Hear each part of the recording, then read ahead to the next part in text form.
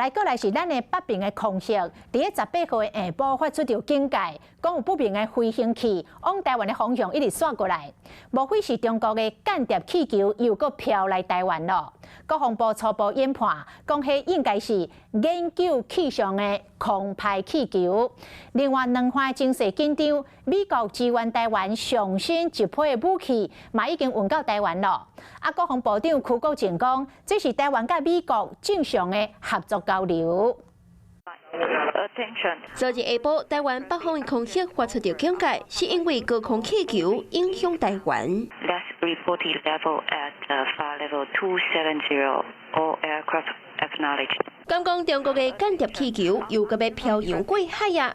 国防部表示，初步研判是气象科研用的空飘气球，不过神经线也是爱交护案，因为大选要到啊，中国的动作真多，美方也继续协助提供台湾武器的支援。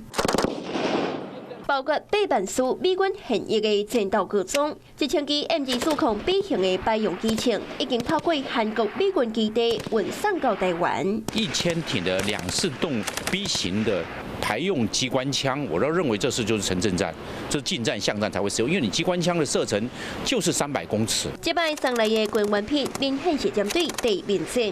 美国为今年8月开始，陆续有美军的包机运武器来台湾，这摆的军援品嘛已经交由国防部接种分配。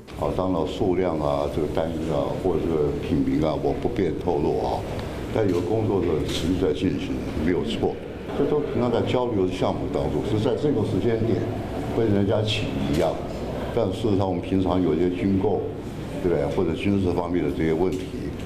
都是在正常运作的。虽然讲习近平后任2027攻台的计划，不过美军继续武装，那总统大选，协方第一岛链绝对未松定。Hello， 我是陈雅玲。想要抢先掌握最及时的新闻资讯吗？赶快订阅、按赞、开启小铃铛，锁定华视新闻 YouTube 频道。